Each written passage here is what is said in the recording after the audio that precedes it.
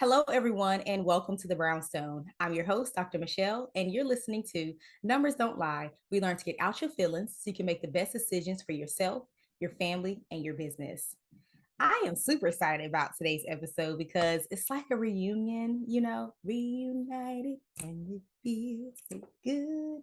So, back when I first started entrepreneurship, I actually started in personal finance, still numbers, still data, but it was in the finance world. And one of my friends, she was like one of my biggest cheerleaders, but she also was on her own personal finance journey. And so we would meet on Instagram once a month, and it was called Mondays with Mo. So I have brought Mo back this time, but it's not about money. It's about what she actually does in real life for her career, which is in education. So for those of you the first time listening to me, I'm a former educator. Mo is a current educator. And so she's going to give us an inside peek about what the climate looks like today at the elementary level, how does success look for that level, and what can the community do to better support the students, faculty, and staff. I'm excited, y'all. I don't know how this is going to go. Her and I cut up sometimes. So we're going to try to stay focused. Okay. So without further ado, please welcome my friend, Monisha Whitfield. On a show, like they should be applauding me when I come in. I'll listen. I'll add some applause in there. Hey, I'll add some Dr. applause. Michelle. Hey, girl. Hey. How you doing? I'm good. How are you? Doing well. Doing well. Glad That's that good. all of the weather has passed on by because, you know, it was a little rough and rocky, but we made it. We made it. Listen, and then they talking about a heat wave now. I'm like, what's with this extreme temperatures? It was God, hot I'm yesterday. trying to tell you something. All right, I'm done. All right, before we get too turned off, like on the wrong road so early, let's go ahead and tell the people who you are, like all that you do, and what makes you you. Well, I am Monisha Whitfield, and as Dr. Michelle said earlier, we are really good friends, and we used to have these chats back in the day when she was doing finances. But like she said, today we're going to be talking about education. So I currently work in an elementary school where I am the MTSS interventionist, which MTSS just means multi-tiered systems of support. So with that, I just kind of navigate things, but I think we're going to get into that a little later. But I also do a little bit of coaching, which is new to me. So I'm outside of the classroom helping educators, helping students. I'm working with the district, kind of lending information. So I kind of do a lot of different things at my school. But yeah, that's what I'm doing right now. So, how long have you actually been in education mode, like in the classroom or in the school? Ooh. So I technically started in education right out of college, honestly. So since 2011, official teacher in the classroom, 2012, and then I took, my year off. So A gap yeah, year. 11, 12 years ish. Oh, Wow, yeah, I know. It's crazy, right? that's crazy.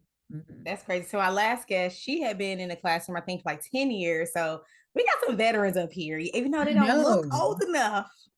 Okay. Okay. They are, in fact, veterans, have experience, and can really give a accurate view of what's happening in the classroom.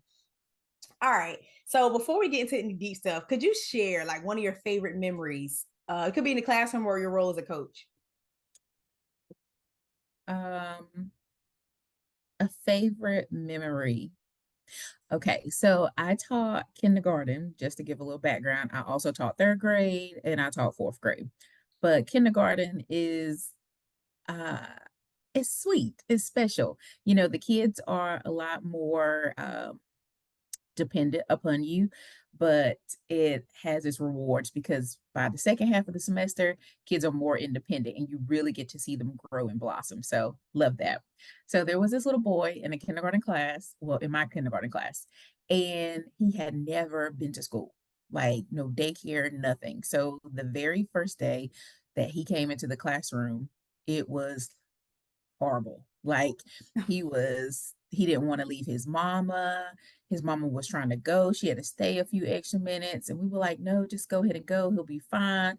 He's like kicking, screaming, shouting, like trying to run out the door to get her. And it was just kind of like, you know, he's going to adjust. So it was Mhm. really hard for him the very first couple of months, actually, very Wow. hard exterior. Like you have this little 5-year-old who has so much anger and aggression and just tries to be so macho. And by the end of the year, he was just this whole different kid. He was smiling, where in the beginning, his face was always just very strong and I'm mad and angry.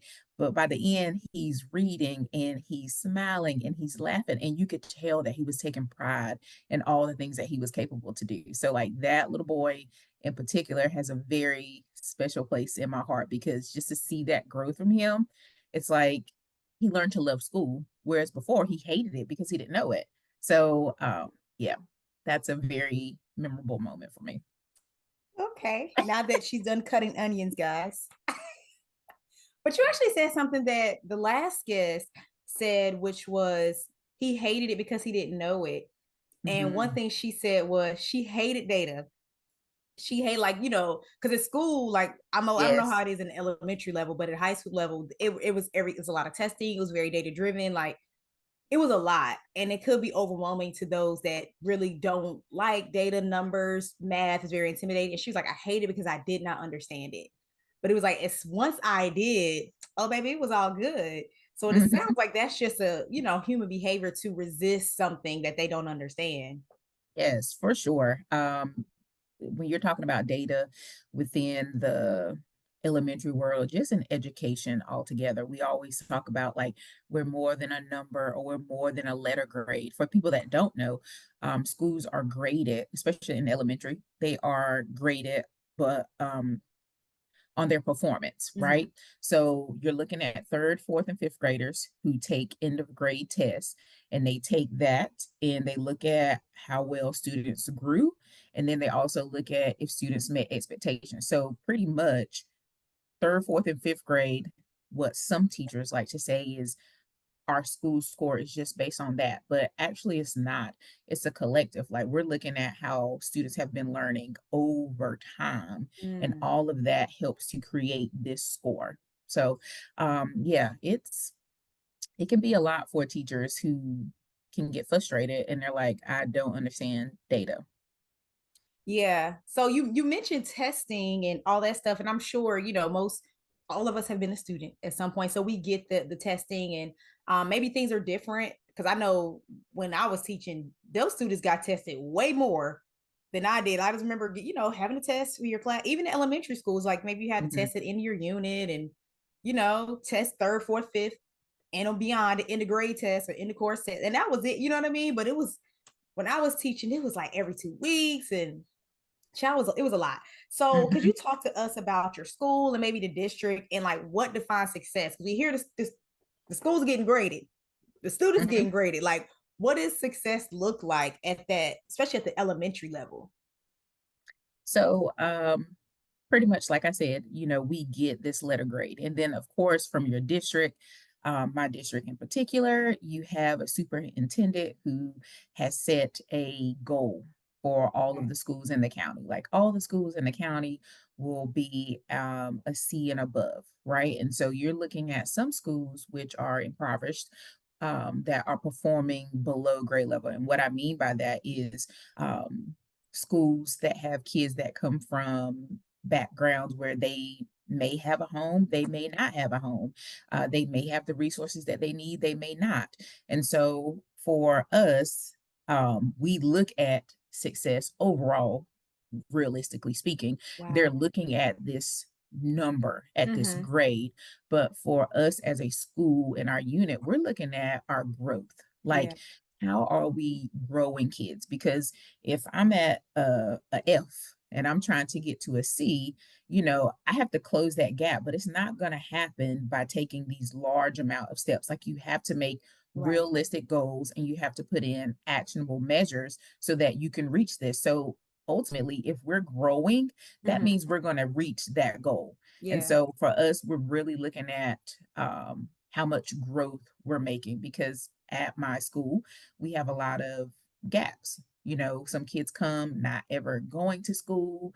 Um, and that's a whole nother, you know, Not just uh, like entering conversation. kindergarten, like Yes, third like grade and no pre-K, no nothing, like no daycare. Like some kids just come okay, to kindergarten, just not without any foundational social skills. skills, Mm-hmm. foundational skills, yes.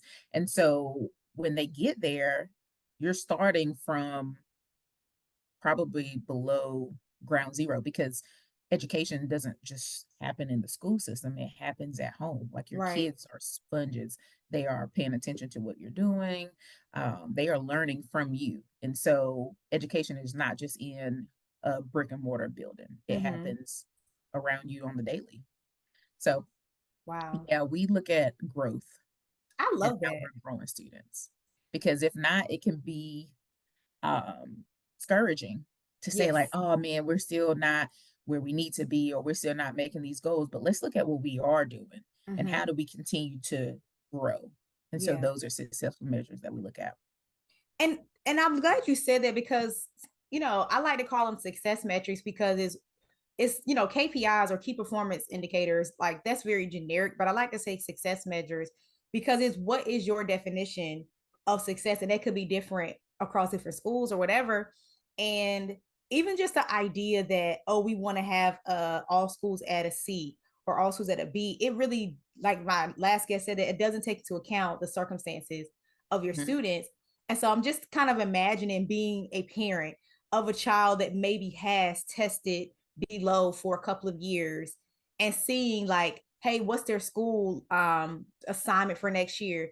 Like, this school has, I don't know, a high rating for the level of growth. Students that perform, have consistently underperformed, experience this amount of growth. I think for me, that would be more enticing and exciting to put my student at school, as opposed to, oh, this student is a B level schools. I'm like, well, what does that mean? Like, Mhm. I don't, you know what I'm saying? Like, that Yeah, doesn't really have it has, most people interpret it as one thing, but like tangibly, what does that even mean? You know what I mean? correct.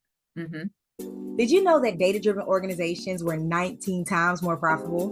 19. You heard me right. Perhaps you're asking, what is data driven and how do I become one of those organizations? I'm so glad you asked. I want you to go take a quiz. It's a simple, quick quiz to help you assess if you are, in fact, one of those organizations. Head over to mogulbeginnings.com/data into dollars quiz now. That's mogulbeginnings.com. You just go to mogulbeginnings.com and it'll show you the data into dollars quiz. Take it now. You'll see if you're on your way to 19xing your profitability.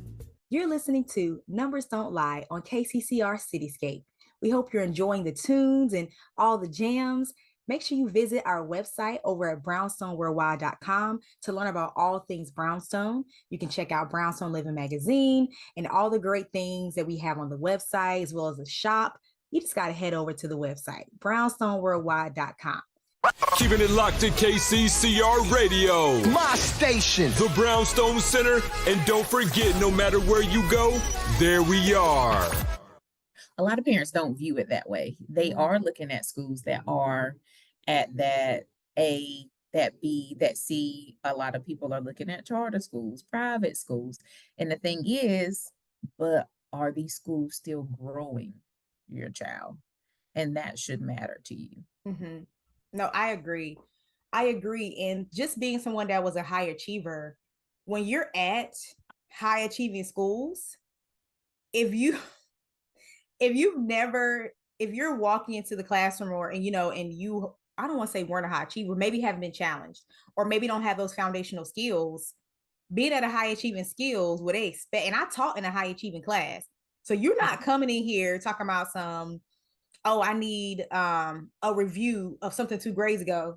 Baby, that's not, you don't get that mhm, here. You have to go back 2 grades. Like, so when you're at a high achieving school, I think a lot of times, like, it looks good to say, oh, this is an A school, we have all this and that. But if unless you kind of have that student that has an internal motivation, and doesn't always need the extra support, that school can be very intimidating and maybe even crush the students' morale if they aren't able to keep up. So Mm-hmm. like I don't know. I just want to. I hope at the end of this episode there's more of a well-rounded view of education and what those like success looks like even at an elementary level for your child, because like a lot of places have school choice where you can like choose where your child goes to school, Mm-hmm. and I just look at like the letter grade, like it's more than just that. Yes, yes. And I think you hear that quite often. Mm-hmm. I've heard, just being honest, I've heard situations where parents are, I'm going to take my child out of this school and put them in this school, or I'm not going to do that because this environment is great for my kid loves school. I like what the staff does, I like the principal, XYZ. So it's not just about um you know this letter grade, but it's Mm-hmm. about how are you being treated, what is the culture of the school. Culture and climate is a very big um, thing when it comes to schools. So Yeah. it's not just about academics, but how do I feel as a parent? How does my child feel in the school? What is the communication like here? So those things matter. Absolutely. And even what you just said reminded me, well, the last guest really talked about culture, and some of my clients that work in the education system, they're really big on setting the culture, especially for students of color. And it was, I don't know if you saw this post. It was a young Black girl. She like maybe in her 20s, and she was talking about being a child that was put in a predominantly white school because Mhm, the idea of it is a better school or mhm, it's a better performing school, but meanwhile, the culture and the climate of school beat those students, that those Black students that go to those predominantly white schools. The mhm, culture and the climate beats them down so bad that they were saying it's so much unlearning they have to do as an adult. So they were saying it's not worth it to put your child in those schools. Just pay for the extra tutoring. So I'm like, again, it's not just about this letter grade for the school of what's the district or this person that probably hasn't taught or schools in 20 years or whatever, mhm, apparently mhm, now it's not a qualification to have any education background to work on a school board or anything. You got anyway, that's a whole nother mhm, story. mhm. But that culture it really influences the academic side too. So I'm really glad you said that. Yeah. So now I want to talk about you more as the coach. So we talked about you kind of working with students and what that looks like, but you as a coach in supporting teachers. So what does success look like for you supporting teachers? Oh man, success looks like teachers achieving their goals, like their needs being met. And so on the coaching side of things, I'll participate in walkthroughs with my leadership team, and we're walking through and we're giving feedback on what we see. And I always when I send out my report to them, it's not like a I got you. When we were in the classroom, we always felt like when somebody was coming around Yeah. that they were just trying to catch us not doing something. But I'm always trying to trigger them Mm-hmm. to think about things differently. So it's not like a you should be doing this and you should not be doing that. It's like I wonder. So I'll always end with a I Oh. wonder question, and then I'll get them to think about it. And I'll just say, if you want to have a sit down conversation with me, then we can do that. Or if I feel like I need to, I'll say, can you sign up for a time? So I'm getting them to think and reflect, because that is a very big practice. It's Mm-hmm. just being reflective of your instruction. So I'll get them to reflect, and then they'll come to their own aha, like by me asking probing questions. Like, did you ever think about this? Or what do you think will happen if this happens? Or why did you choose to do that? So, getting teachers to think about why they're doing things, that allows you to see, okay, what are their glows and grows? That's what we Mm-hmm. call them. So, like, what are things that they're really, really good at? What's a glow? And then what's something that they can grow in? And most time teachers know what they want to grow in. And Mm-hmm. so once you establish that, you just kind of set a plan like, okay, if this is the area that you want to grow in and this is going to have this kind of impact, then we're going to take small steps to get you there where you feel comfortable. And then we'll go on to the next goal. So that's kind of my approach when it comes to success for teachers. And it's always great to hear teachers say, oh, I tried what you said, or I tried what we talked about, because I'm getting them to set their own goals. Hmm. So I tried this and it worked out well, or can you come and observe me doing this and give me some feedback? So I really want in this role is to be the help. Like, how can I help you? How can I serve you? How can I build you up so that you feel like a Hmm. strong educator and that you're doing your best? So that is what success looks like to me, like teachers accomplishing what they want to do and seeing themselves be a better educator. I love that. And I love the constant feedback. I remember one time I was teaching and it was this random man. Like he didn't, they had like the people the district sent, and they had the people inside the school like you. So it's like we Yep. knew the people inside the school. So it's like, you can come in anytime. But the people that like were foreign come in, Hmm. my students would get defensive. They'd Yep. be like, who is this person? Why are they trying to tell you? Chat. Hmm. Not on the spot, on the spot feedback. It wasn't on the spot, but they just didn't like him being in there. Okay. He Yeah. would give me Yeah. feedback later, but it was like you said, the idea of somebody observing you, it always seems like they're trying to catch you. And Yeah. so they would like be offended for me. They're like, who is this person? Like, we don't Yes. know them. Are you trying to like say something about you? They okay, this is the last thing. And Okay. I'm gonna let you go on about yourself. So we talked about your role as a teacher, as a coach, assisting other teachers, and even diversity in your school, inclusion. Um, Now I want you, I guess, to think about how the community and these community organizations could actually be a better support to students as well as faculty. So I work with different like I guess they're educational organizations where they do support students, and a lot of times they end up supporting the teachers as well and the administrators, Hmm. because as administrators they got a heavy load on their back. So Ooh, when other people baby. can come in and help support them, it kind of like relieves that stress a bit. So I guess just thinking about your experience, like what are ways that these community organizations really come in and help these students and the faculty and staff, like help these students reach these goals? Hmm. So with our school, we actually took inventory of all of our community partnerships. We Wow. have a family liaison person at our campus, and she does a good job of getting people to come in to donate things. So one of the things that we have a church that's donating snacks to our school, and so each classroom we give them a snack bin because not all kids can afford to bring snack, or Right. maybe, for whatever reason, the parent is not sending a snack with them, right? And so that's one of the ways. Another way is that we have volunteers coming in. They're reading to the kids, right? We have other volunteers who are coming in and they're donating snacks to the teachers or lunch to the teachers, breakfast. Because, with teaching, it's a very, um, um, it's not a very monetary job. It's Girl, not, we know what you're saying. it's not giving, but it's nice that people think about you and want to give that time, Mm-hmm. because teachers, need a break. Sometimes in some settings, teachers are with their kids all day. So I know Right. some schools where they have a really big PTA, which we're trying to build our PTA. The parents will come in and they'll give duty free lunch to the teacher so that they're not Oh, with their kids all day, because we're talking about an 8 hour window and you're not with your kids for an hour and a half of that time, which, maybe perhaps I can come in and give you an extra 30 minutes by covering your lunch, and so people can get on through that by volunteering at the school. Another way that we have people volunteer, we have a lady in the community. She brings books to our third, fourth, and fifth graders, or like they'll pick grade levels and they'll buy a set of books and they'll bring them over because they're trying to encourage kids to read. So I would really just reach out to the people in your community and see how, think about what you need, first of all.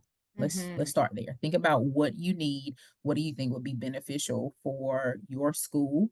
And then just solicit, ask those people, because there are lots of companies out here who are trying to be active in the community, who are Yeah. trying to give back. So it's just all about knowing what you need and approaching it in that way. So that's one way when we're looking at the people from the outside. But also within that community, you have your school. And so as a school, you think, oh, we're just here to educate the students. And that's not always the case. Sometimes we have to educate the parent because education Mm-hmm. is always changing. And so making the time to host parent sessions so that you're teaching your parents how they can support their kids at home. We have a huge ESL population. So maybe that might look like we're going to host uh, a day that parents come in and that they can learn English. That was something that our county did because we are heavily populated. We offer classes where teachers, if they wanted to go and learn Spanish, they could, and parents, if they wanted to learn English, they could. So that's something that the district provided for our community. But within your school, think about what your parents need. And if you're trying to get them on board and you want them to help in the success of the student, then you need to make them feel involved and you need to empower them. Don't just assume or don't assume that they know or that they don't know, but you do Mm-hmm. need to offer the resources to them. So I think that is a big thing.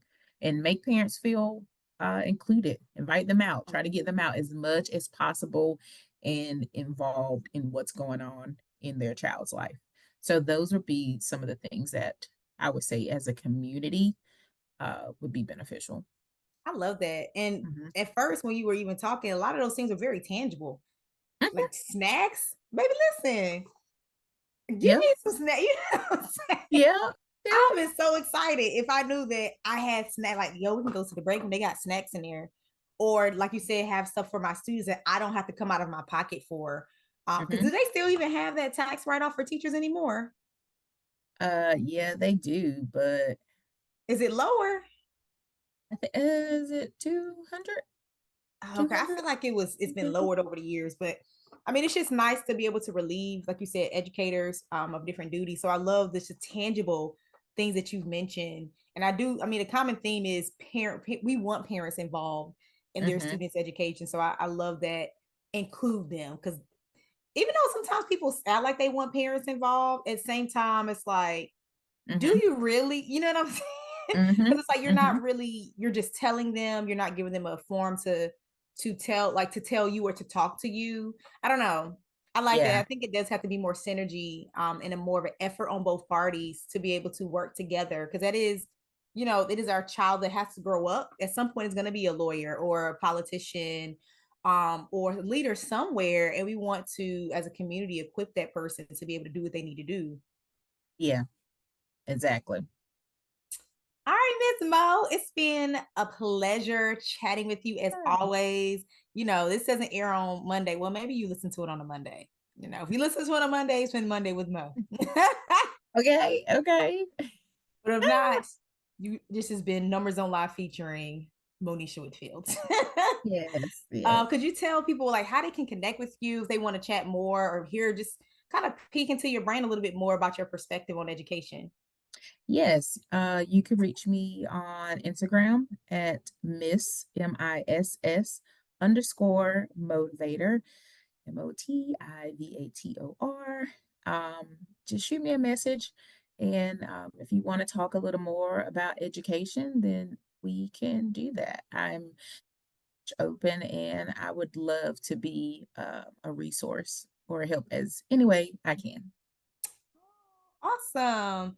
And thanks, guys, for tuning in to another episode of Numbers Don't Lie with me, Dr. Michelle. Of course, you can always reach out to me or follow me on social media at Mogul Beginnings. That's Mogul, Mogul Beginnings. You can go to my website, mogulbeginnings.com. And if you are a community organization that wants to get into the school system, that maybe perhaps you're already in there and you need to show your impact, that's something that we do at Mogul Beginnings. Reach out to me. You can go to my website, mogulbeginnings.com, and just schedule a consultation with us. It's free. Okay. Quick to the point, so we can see how we can help you expand into more schools, be able to showcase your impact, so you can just go further and faster. I think that's all. I hope you guys have a great rest of your week. Oh, yeah. Check out more resources at the Brownstone. Go to brownstoneworldwide.com, as well as, social media, the Brownstone Worldwide. Okay. I think that's all. Have a great rest of your week, guys. And until next time.